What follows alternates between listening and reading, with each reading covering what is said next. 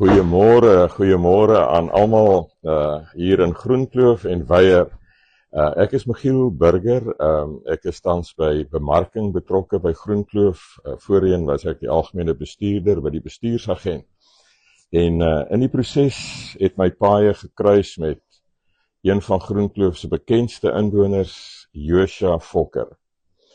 So baie welkom vanoggend hier by Alle Dinge Groenkloof. Die gedagte is dat ons gaan gesels oor die rol wat Joshua ook gespeel het, waar hy vandaan kom, hoe hy hier gekom het, al hierdie sake sal ons in aanmerking kan neem en bespreek. Ek wil ook net baie dankie sê vir Annetjie Olivier, ons regisseuse. Sy is ook die nouste by die Groenkloof Stichting, wat eintlik die hart van Groenkloof verteenwoordig. En baie dankie ook vanoggend Annetjie vir jou rol as regisseur. Om vir Joshua behoorlik raak te vat in terme van wie hy is nogal 'n groot uitdaging. Hy het so groot impak in Groenkloof gehad oor jare. En is miskien tog belangrik dat mense sal kennis neem van sy agtergrond. Hy het is gekwalifiseer as 'n bestuursrekenmeester. Terloops, sy vrou Helena is ook 'n CA.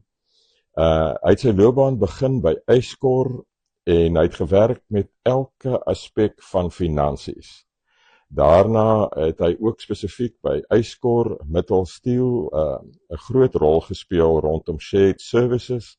Joshua, net terloops, wat is shared services? Môre Michiel, Ja. Dit is lekker om hier te wees. So shared services is waar jy verskeie administratiewe of prosesse het in verskillende maatskappye wat jy dan nou standaardiseer en saamvoeg onder een dak. So in my geval was dit goed soos kredietbestuur, jou handels en diverse debiteure, jou tesorie, so back office, handels en diverse krediteure, payroll, jou batebestuur vir die maatskappy, werknemerbelasting, BTW, risikobestuur ensovoorts. Jy weet, dit is vir 7 maatskappye gevat en onder een organisasie gesit en ons het al die prosesse en al die metodiek gestandaardiseer en natuurlik het baie beter gemaak as wat dit was. Ja, ek dink dis 'n besondere agtergrond in terme van wat jy later in Groenkloof vermag het. Die ander interessantheid vir my is dat jy nie alleen by Yscor of soos ons dit vandag as Mittelsteel ken nie. En dit was natuurlik in die goue jare van Yscor, toe dit nog 'n wêreldspeler was. Dis reg. Ek dink dit het in daai tyd was dit een van die top 10 en later jare het hy nou teruggesak na 20. En ek is nie doodseker of ons hom nog in daai rangorde sien vandag nie, maar dit was die goue jare. Dit is reg, dit is 100% terug. En toe het jy by BHP Billiton, Suid-Afrika, ook shared services geïmplementeer en daarna ook by Lonmin. Jy het ook ervaring in die versekeringswese, jy was betrokke by 'n mediese fonds, 'n pensioenfonds, en dan was jy ook die voorsitter van 'n bekende natuurreservaat, daar naby die Wildtuin. Jy was ook die voorsitter van 'n familietrust. Nou, hier in Groenkloof kan ek nie eintlik aan iemand dink wat meer betrokke was as jy by die wel en wee en veral die implementering van beleide nie.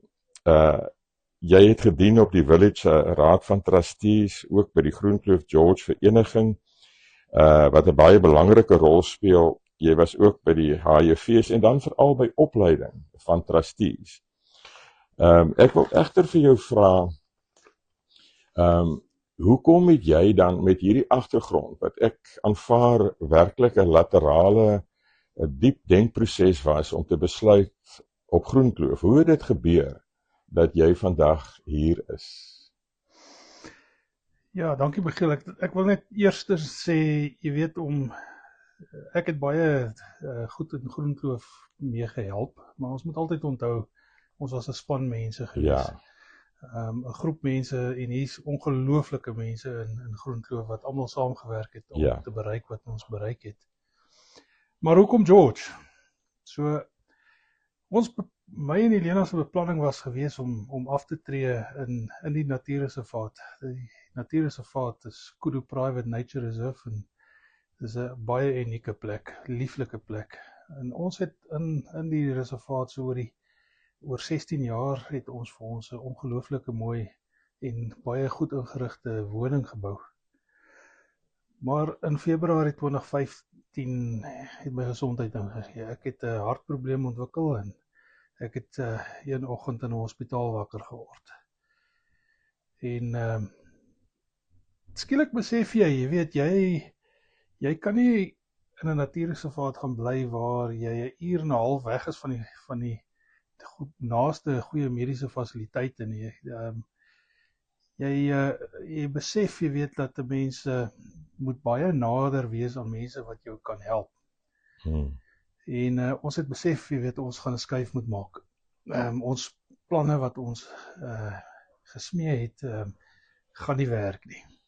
So toe het ons gaan sit en ons het met mekaar gesels en 'n lys gemaak van goed wat vir ons belangrik gaan wees. En een van die heel eerste dinge op die lys was gewees, ons wil nie in 'n metro bly nie. Ons het in ons werkloopbaan het ons baie in stede goed gewees en ons het nie meer kans gesien vir daardie gejaag nie. En ons het ook besef, jy weet, veral met my hartmoeilikheid, jy het 'n golden hour, dis waarvan die mediese mense gesels en hulle sê vir jou, jy het 'n uur waarin hulle jou kan terugbring en jou nie net aan die lewe hou nie, maar lewenskwaliteit kan verseker. En as jy mooi daaroor dink, dit beteken dat as jy in die moeilikheid is met 'n ambulans na jou toe kom en hy moet jou by die hospitaal kry binne 'n uur. Ja, dis eintlik 'n baie kort tydperk. Dit is 'n kort tydperk en jy moet dan met ander woorde binne 30 minute van 'n baie goeie hospitaal af bly. Ons het gesê ons wil in 'n omgewing bly waar daar ongelooflike goeie dokters is. Ons wil nie ry byvoorbeeld in George geval Kaapstad toe vir spesialiste nie. Die spesialiste moet binne trefafstand wees, want as 'n ou ouer word, wil jy nie noodwendig lang afstande ry om by spesialiste uit te kom nie. En natuurlik een van die belangrike dinge vir ons was, ons het dit in Rustenburg afgetree en die natuurreservaat was in Leidenburg. Nou beide van hulle die munisipaliteite uitmekaar het begin val. En op ons lys het ons begin skryf, jy weet, ons wil bly in 'n area waar die munisipaliteit goed is, moet goed werk en die infrastruktuur moet goed wees. En jy wil ook goeie winkels rondom jou hê. So dit is maar min of meer die lys wat ons gemaak het, en sonder om te veel moeite te doen, ek besef 'n mens, jy weet, dat as jy al daai boksies wil tik, is die stuk tussen George en Mossel Bay is maar jou prima area in Suid-Afrika.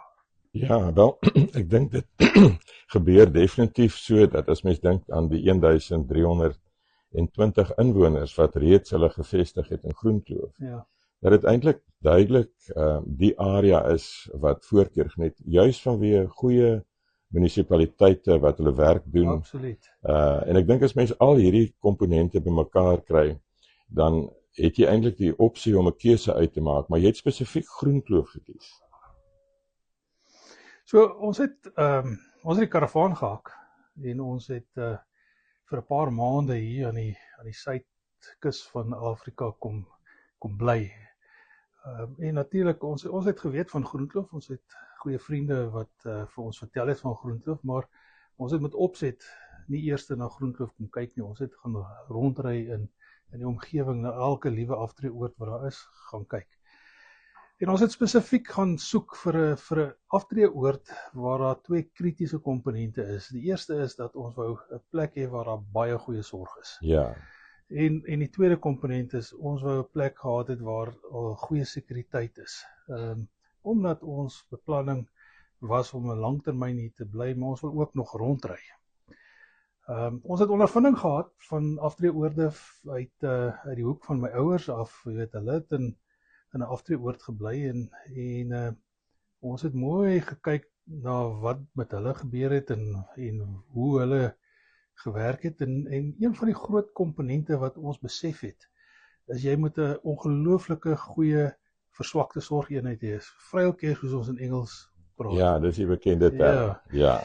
En jy weet, omdat ek en Helene albei finansiële mense is en die agtergrond het ons baie vinnig besef reeds met my ouers dat Vrouwcare het 'n sekere kritiese massa nodig, het 'n sekere hoeveelheid beddens nodig om dit ekonomies en bekostigbaar as ook volhoubaar te kan bedryf. En as jy na Groenkloof kyk, is die sorgmodel net ongelooflik. Jy weet, nie net is hier 'n verswakte sorgeenheid nie, maar ons die rehabilitasiehospitaal. Ek dink daar's 24 beddens as ek reg kan onthou. Heeltemal reg, ja. Jy weet, en hier's dokters, fisioterapeute, arbeidsterapeute, almal is beskikbaar op die perseel. Dan as jy kyk verder na die model, jy het 'n paniekknopie in jou huis. As jy daai paniekknopie druk, kom daar baie goeie mediese personeel. Jy weet, Suster Magda en haar span is ongelooflik goed. Ja, ek wil jou net in die rede val. Ek kyk altyd, as ek nou met bemarking betrokke is, kyk ek altyd by die duikweg. Stop ek maar en maak seker Suster Magda is nie op pad nie. Ja. Sy vat so 7 na 11 minute om by 'n noodsituasie uit te kom. En ek neem aan sy ry so 'n bietjie vinniger as die algemene spoedwens. Wel, ek sal so hoop, nee. Jy weet, en dis 'n belangrike ding. Ek het 'n paar mense nou al gehelp wanneer daar 'n noodsituasie is. En jy besef dat wanneer jy in daai noodsituasie is, gaan jy nie 'n ordentlike besluite kan neem nie. En dis waar Magda en haar span inkom. Jy weet, hulle is gekwalifiseerd, hulle weet hoe om die situasie te hanteer en hulle help jou om die regte besluite te neem. En die persoon in 'n hospitaal te kry of waar ook al die nodige sorg gaan wees. Jy weet, dan het ons ook nog beskikbare versorging in jou eie huis. Hier's bystandswoonstelle, ek dink op die oomblik so omtrent 66. As Eden gebou word, gaan daar nog meer wees.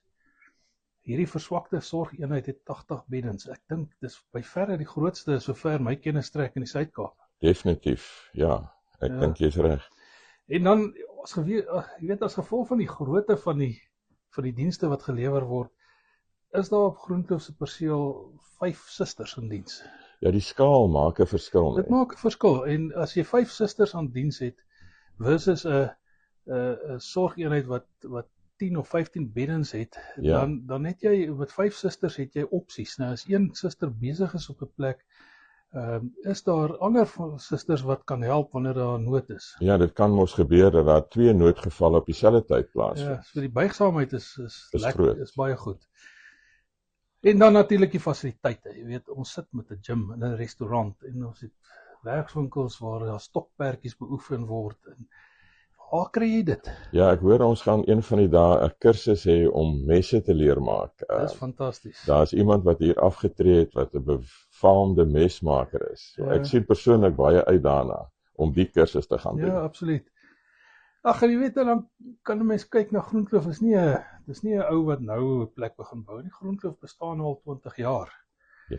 Jy weet, ek weet nie hoeveel mense bly nou al in Groenkloof nie. Dit is waarskynlik in die omgewing van 1500 mense. Ja, ek dink 1540 om presies te wees. Ja, so daar's baie min aftreeoorde wat op hierdie skaal kan werk en dit bring baie voordele na ons as inwoners. 'n klein dorpie amper. Groenkloof is groter as baie dorpe in die land, né? Ja, inderdaad. Ja. En hier is nie mure nie. Jy weet, dis altyd die tuine en mense wat so belangstel om hulle tuine. Dis 'n baie mooi omgewing. Baie mooi. Jy weet, die ander ding wat ek van Groenkloof kan sê is natuurlik die waardes wat in Groenkloof geleef word. Nie net in die inwoners se geval nie, maar jy weet, as jy ook kyk na die ontwikkelaar, die waardes van die ontwikkelaar, dit stem ooreen met my en Helena se waardesisteme en dit maak dat 'n mens voel is familie. Ja. En dit is eintlik baie uniek dat die ontwikkelaar steeds betrokke bly van dag 1. Ja. Die man wat die visie gedra het, oom Neil, Jan Pinaar, Christo Miller, daardie visie het voor hulle oë realiseer en hulle het almal eiendomme in Groenkloof. So ek dink as 'n mens 'n belang het, dan is dit uiteraard so dat jy sorg dat alles goed loop. En dit is wat ons ervaar in Groenkloof. So ek het by hulle eendag die opmerking gekry is dat hulle die Groenkloof ontwikkel het met die doel dat hulle eendag ook hierso in die sorgeenheid kan kom bly. Wel, dis wat jy noem verdenkend. Dit sê baie, né? Ja. Ja, uit 'n finansiële hoek uit was ons natuurlik ook baie beïndruk met die finansiële model wat in Groenkloof gevestig is. Ek dink nie altyd mense besef hoe groot voordele hulle het met die 3% herverkoopsheffing en wat dit alles beteken nie. Jy weet, dit maak dat ons 'n baie goeie reservefondse vir al die oorde Ja, in inderdaad. plek het. En die implikasie daarvan is dat mens amper nooit 'n spesiale heffing hoef te hê nie, want jou 3% heffings befonds jou reservefondse. Jy kry as gevolg daarvan baie stabiele heffings en die heffings bied waarde vir geld. En weer eens, jy weet, dis 'n model wat baie min ander plekke bestaan. Jan, komende van jou met jou finansiële agtergrond en die navorsing wat jy gedoen het. Dit is eintlik vir 'n mens gerusstellend om te weet dat hierdie model werk. Ja. En boop dit wil ek ook sê, jy weet, as jy kyk na die Groenkloof model, as jy hier koop, het jy die opsie om voltitel of lewensreg te koop. En dit hang af van jou persoonlike omstandighede. Ek bedoel, uit die aard van die saak, as jy jonger is, gaan jy waarskynlik kyk na 'n voltitel. En as jy bietjie ouer is en jou gesondheid is nie so goed nie, is die lewensreg 'n fantastiese model om in te koop. Ja, ek sou dink dat die toekomsverwagting nou, ek moet daarom ook vir jou noem, Joshua, jy's nog relatief jong, maar ons het nou onlangs die bash gehad vir 90-jariges en hoër. En ons het 131 uitnodigings gestuur. Waarvan 86 in persoon kom deel het aan die feesvreugdes. Maar dit is natuurlik 'n direkte uitvloeisel van die goeie sorg, né? Ja. Ja, het julle nie eendag agtergekom dat die kurwe wat gewoonlik op 78 begin afkom, die kurwe, dat die eenvoudig net aangehou het nie, toe jy nou eendag verslag doen? Ja, die statistiek wys dit, jy weet, as jy gaan kyk in Suid-Afrika, is jou verwagte lewensduur in Suid-Afrika is 76 gemiddeld. En as jy kyk na die ouderdom van die inwoners oor tyd, sien jy dit baie duidelik dat na 76 is daar 'n redelike sterk afplatting. Maar die interessante ding was, as jy gaan kyk na die lewensreghouers in die woonstelle byvoorbeeld, dan plat hy baie stadiger af. En die enigste rede wat 'n mens daarvoor kan gee is omdat die versorging goed is en dat die mense elke dag kom daar mediese personeel by die mense en hulle tree dadelik op as daar iets fout is en dit help natuurlik. En ek dink hulle eet ook baie lekker. Hulle eet lekker, so die lewenskwaliteit is goed. Ja, maar nou Joshua, jy het vroeër genoem dat daar was 'n ingrypende oomblik in jou lewe, 'n oomblik van amper wil ek sê waarheid, waar jou gesondheid ewe skielik, dit was amper oombliklik, jy het nou gesê jy het wakker geword in die hospitaal. Nou gegeewe hierdie uitdagings met jou gesondheid, wat het gemaak dat jy so intensief betrokke geraak het by Groenkloof? Ja, Michiel, ek kan vir jou sê, dit was definitief nie die plan nie, né? So die groter plan in my kop in elk geval was gewees, ek het 'n plek gesoek om seker te maak Helena is op 'n goeie plek en sy is goed versorg. En vir my persoonlik het ek 'n plek gesoek om te kom doodgaan. Dis hoe dit is. Ja, dit is eintlik moeilik om te dink as ek jou so vandag kyk, jy lyk vir my eintlik baie energiek. Ja. So, jy weet wanneer jy in 'n situasie is waar dokters vir jou 'n tyd gee, jy sê hoor hierso, jy het nog 7 jaar om jou goed agter mekaar te kry, dan begin daar gebeur snaakse goed in 'n ou se kop. Dis nie 'n maklike situasie nie. Ek het met baie mense gepraat, veral hier in Groenkloof wat in 'n baie soortgelyke posisie is en snaaks genoeg, daar's 'n tema en dit het met my ook gebeur, jy weet, jy begin antwoorde soek. En jy begin antwoorde soek spesifiek oor goed soos hoekom is ek op aarde? Wat is my doel hierso? Ja. En ja, jy weet, vir my, ek het nog altyd in my lewe baie gelees. So ek het oorgeslaan en begin antwoorde soek in die Bybel natuurlik, en ek het baie Christelike boeke begin lees om perspektief te kry. En die belangrike ding vir my persoonlik is, jy weet, dat as jy dit wil opsom, en dis my antwoord, is in Matteus 37 staan daar, jy moet die Here jou God lief hê met jou hele hart en met jou hele siel en met jou hele verstand.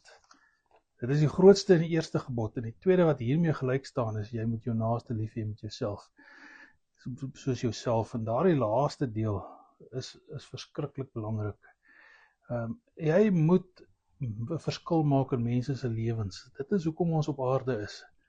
jy moet help en jy moet en dit is 'n raad wat ek vir almal wil gee, is jy moet soos die Engelse sê, jy moet 'n sense of purpose hê, jy moet 'n rede hê om te lewe. Ja. En vir my was dit natuurlik vanweë my agtergrond om betrokke te raak by die administratiewe kant van Groenkloof, want dit is waar ek gewoond was om 'n verskil te maak. En ek het besluit, jy weet, kom ons maak seker dat die prosesse en die goed wat in Groenkloof in plek is, van die beste is wat daar is. Nie net vir Helena nie, of vir my nie, maar ook vir die mense wat bly. Ja. En ek dink dis waar dit begin het. Nou die interessante ding is natuurlik die tyd wat die dokters vir my gegee het gekom en gegaan. En is ons nie dankbaar daaroor nie. En jy weet, ou kan dit maar net toeskryf. En ek sê altyd, jy weet, die rede hoekom 'n mens nog hier is dat jou doel op aarde is nog nie voltooi nie. Ja. Daar's nog 'n rede hoekom jy hier moet wees. Ja. En dit is belangrik en ek wil daai advies vir mense gee, is raak betrokke. Met die doel om 'n positiewe bydrae te lewer. En dit maak nie saak wat dit is nie. Al is dit net om na jou bure om te sien, om te help dat hulle goed versorg word. Dit maak 'n verskil. Dit maak 'n geweldig, en ek dink die impak wat jy in Groenkloof gehad het, saam met die span, jy is heeltemal reg, ek weet Jacobus Murray, voorsitters van die huiseienaarsverenigings, almal het bewese bydraes gemaak, maar ek wil werklik sê die dryfkrag, die fokus, en ek dink wat jy nou gesê het, 'n mens moet 'n doel hê. Ek dink dit het meegebring dat die wiel hoef nie weer uitgevind te word in Groenkloof wat betref beleide nie. Ons het baie goeie beleide en dit werk effektief en ek dink dit dra by tot 'n gelukkige gemeenskap. Maar jy was ook, en ek wil net kortliks daarby aansluit, jy was betrokke by die totstandkoming van die Groenkloof George vereniging. Wat sou jy sê is die hoofwaarde wat die vereniging vir Groenkloof inhou? Michiel, so ja, ons het 5 aparte huiseienaarsverenigings hier in George. En almal van hulle op hulle eie is goed. Daar's goeie trustees in plek en hulle kyk saam na wat het ons net gesê, 1500 mense, 1000 mense. Ja. Wat hier woon en ons. Ja, hier is 1230 nagenoeg en in totaal 1540. Ja, en een van die dae as ons nou Grootbrak en Reebok, Groenkloof, Reebok. En een van die dae gaan Eden gebou word en dit gaan seker nog omtrent 500 mense bybring. Ja. En weet dit, soos ek net gesê het, dis groter as baie dorpe in Suid-Afrika. En een van die grootste voordele wat ons dan as die Groenkloof George vereniging het, is as om saam al 5 en een van die dae 6 oorde saam 'n baie beter bedingings mag te hê. En jy sien dit, jy weet, as jy mee gaan kyk na die gesprekke wat in die munisipaliteit plaasgevind het. Die munisipaliteit luister, of hulle is bereid om na jou te luister, omdat jy 'n groot hoeveelheid kiesers verteenwoordig. Ja. En daar's baie voorbeelde wat ons kan uitlig, jy weet. Kom ons praat net vinnig oor 'n paar, jy weet. Kom ons, die baie bekende ene is natuurlik die bespoediging van die verbreding van Groenkloof Avenue, die toegangsroete. Ja, dis nou 'n heerlike boulevard, kan 'n mens Ja, dis direk 'n uitvloeisel van die GGV en is 'n baie groot suksesstorie. Ek dink ons sou lank gewag het om daardie pad te verbreed as ons nie die GGV gehad het wat gehelp het om dit vinniger gedoen te kry nie. Daar was afslagte beding, ek dink spesifiek by die munisipaliteit oor die vuilnisverwydering afslag wat ons gekry het. En as jy 'n bietjie terugdink aan die laaste verkiesing, jy weet, die OVK, die IEC, die Independent Election Committee, ons het hulle gekry om kiesers op die perseel te kom bedien. Ja, dis daarom wonderlik geweest, want party van ons mense se mobiliteit is nie wat dit was nie. Absoluut. Natuurlik, jy weet, die een wat mense nie altyd baie goed sien nie, is iets soos die sekuriteitskontrakte wat ons in plek gesit het. Dit is as gevolg van ons groot bedingingsmag dat ons so suksesvol sekuriteitskontrak in plek het. Dan iets wat almal mee bekend sal wees, is ons het 'n probleem gehad so ruk terug oor die standaard van die etes in die eetsale. En dis nie iets wat die GGV direkte beheer oor het nie, maar as gevolg van die feit dat ons so baie mense verteenwoordig uit die GGV uit, kon ons enorme druk uitoefen Ja. om die kwaliteit van die kos weer op En nou het ons standaard te eintlik 'n kry. groter probleem. Waar daar altyd 'n vraag was oor die kos, het ons nou die probleem ons met meer stoele en meer Absoluut. tafels aankoop omdat die mense nou met die nuwe bestuurder wat ingekom het Ja. so lekker eet. Dit is so, en dan een van die groot voordele, dink ek, is die aanstelling van die oordbestuurder. Ek dink jy's reg. Die oordbestuurder wat ons aangestel het, maak 'n enorme positiewe effek op, en hy maak 'n groot verskil in die bestuur van ons oorde. En almal sien dit. Ja. Uh, Ja, dit gee eintlik gemoedsrus. Dit gee gemoedsrus. Daar is die visie word deur die HJV komitees van die Glen en van die Village en van die Riff en van die Woods en van die nuwe Gardens daar gestel, maar daar moet iemand wees wat daardie visie op die grond kry. O ja. Ja. En dan wat ek dink mense nie altyd sien nie, is dat die GGV werk saam, jy weet, as 5 lede. En ons kyk na goed soos die standaardisering van prosesse, soos die begrotingsproses, die standaardisering van beleid en prosedure, dat ons almal op een manier werk. Toegangsbeheer is 'n baie goeie voorbeeld. Jy weet, jy kan nou vandag as gevolg van die RFID sticker in jou kar, kan jy vrylik by enige oord in en uit beweeg. Ja, en dis eintlik baie, dit vloei. Dis eintlik dink ek vir mense, en tog is die sekuriteit op 'n hoë standaard. Net oor die Groenkloof Stichting. Jy is een van die trustees en ek weet dat die visie, die droom van die stigting, wat eintlik maar die hart van Groenkloof verteenwoordig, ook tot jou spreek. Wil jy nie ietsie sê in die verbygaan het oor spesifiek die stigting en wat dit vir jou beteken nie? En hoe jy betrokke geraak het? So eerstens, jy weet, ons sê vir mekaar dat ons het 5 huiseienaarsverenigings en al hierdie huiseienaarsverenigings werk ongelooflik goed en alles, jy weet, loop soos 'n geoliede masjien en daar's regtig niks waaroor ons bekommerd te wees as inwoners nie. So wat is die volgende stap? Die volgende stap is, ons kan soveel meer uit die gemeenskap uit doen. Jy weet, die sukses van 'n gemeenskap is net so goed soos die betrokkenheid van die mense wat daar bly. Absoluut. En is ons as mense wat hier bly kan betrokke raak en goed doen wat dit vir inwoners nog beter maak om hier te bly, dan is dit net absoluut nog die volgende stap, nog beter. Ja. En dis waar die Groenkloof Stichting inkom. Die Groenkloof Stichting is 'n liefdadigheidsorganisasie wat gestig is. Hy is geregistreer onder artikel 18A van die Inkomstebelastingwet. En dit beteken dat as ons 'n donasie maak aan die Groenkloof Stichting, is daar 'n belastingvoordeel wat jy kan kry. En as ons dan as 'n gemeenskap via die Groenkloof Stichting goed doen wat dit nog beter maak vir die gemeenskap, hoekom dan nou nie?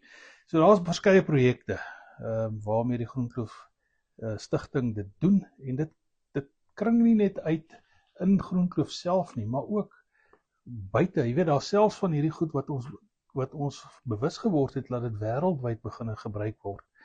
En dit is 'n riem onder die hart. Praat jy nou van die versorgerswelstand program met sy 17 hoofstukke? Ja, absoluut. Ja. Dis tog vir my wonderlik, Joshua, dat ons nie alleen versorg word as Groenkloof inwoners nie, maar dat daar ook 'n hart vanuit die stigting. Ek dink Paul Kreer, die voorsitter, nou ook hy het 'n interessante agtergrond. Ek het nou die dag besef, hy was die uitvoerende voorsitter van die raad van Sasol. Dis reg. Ook in hulle, soos hulle in Engels sê, the heyday. Dis reg. En ek dink sy kundigheid en veral sy passie, sy liefde as voorsitter vir dit waarvoor die stigting staan, maak 'n betekenisvolle verskil. Ek weet hy sê altyd, Christelike liefde moet grondvat. Ek stem saam. 100%. Ja. Nou, kan jy net vinnig vir ons deurgaan? Daar is 'n paar van die goed wat ek weet ook deur jou geïnisieer is en saam met jou deur die ander trustees van die stigting. Wat sou jy beskou as van die hoogtepunte van die projekte waarmee die stigting tans besig is? So kom ons begin net by die een waarna ons nou net verwys het, en dit is die versorgerwelstandprogram. So een van ons inwoners, Huybrecht McDonald, het 'n ongelooflike goeie program ontwikkel, en die stigting het al gehelp, ons het dit gevat en dit gedigitaliseer en beskikbaar gemaak op ons webtuiste, en dit word, soos ek sê, wêreldwyd gebruik. So Ons luisteraars kan gerus daarna gaan kyk op die webbladsy wat groenkloof.foundation.org.za is. En hulle sal sien, jy weet, dat dit 'n ongelooflike goeie program is en dit maak 'n groot verskil. Ja, ek wil net noem die Groenkloof Foundation is met 2 F's. Dis reg. Ek spel dit baie keer met die 1 F. Dan is daar, ja. Dan het ons die virtuele kuierkamer. So dit is soos wat ons nou in 'n gewone taal sê, 'n videokonferensie fasiliteit, maar ons het 'n sitkamer gebou waar enige inwoner kan gaan sit en kuier met hulle familie. Jy weet, hier's ongelukkig, en dis een van die temas in Suid-Afrika deesdae, is kinders is ver. Ja. Ons het byvoorbeeld 'n tannie wat sy kinders in Hong Kong en so bly, wat sy gereeld gaan sit en fisies sit in 'n sitkamer en kuier met haar kinders. Ja, is dit nie merkwaardig? Dit maak 'n groot verskil, hoor. Ja. En die fasiliteite is verniet. Enigiemand kan dit bespreek by Mariska en daarvan gebruik maak. Ek dink een van die ander projekte wat 'n baie groot verskil maak is die sorgtoerustingdiens. So ons verskaf noodsaaklike mediese toerusting aan mense wat dit nodig het. Ons het 'n paar hospitaalbeddens wat by mense staan. Nou, interessant, die hospitaalbed maak nie net 'n groot verskil in die inwoner se lewe in sy huis waar hy sukkel om te beweeg nie, maar ook in die versorger wat die persoon moet versorg se lewe, want dit maak dit soveel makliker. Ja. Ons verskaf goed soos rolstoele, krikke, suurstofmasjiene, en jy weet natuurlik waar dit beskikbaar is, en dit is ongelooflik hoe groot die behoefte daar buite is. En weer eens, mense weet dit nie noodwendig nie, maar Annetjie Olivier is ons uitvoerende bestuurder van die stigting, en hulle kan haar gerus kontak as hulle 'n bydrae wil maak dat ons hierdie tipe projekte 'n bietjie verder vat en wyer maak. Nou, interessant van die sorgtoerustingdiens, ons het al vir ander aftreeoorde hier in die dorp het ons uitgehelp met toerusting. Ja, dis en selfs met die Groenkloof Akademie wat nou van die grond af kom. Ja. Die visie is tog baie breër as net Groenkloof. Ja, die Groenkloof Akademie is 'n interessante ene. So ons het met die stigting saam met ons met die Garden Route Healthcare gesit en gesels, en ons het die idee van verdere opleiding van versorgers met hulle begine bespreek. En dit het verskriklik vlam gevat, en Garden Route Healthcare het ongelooflike goeie opleidingsprogramme ontwikkel. Dis geakkrediteer nou. Ja. En die Groenkloof Akademie is gestig waar ons nou versorgers oplei. Nou, belangrik van die Groenkloof Akademie is natuurlik hulle lei ongelooflike goeie versorgers vir ons as groenklowers op.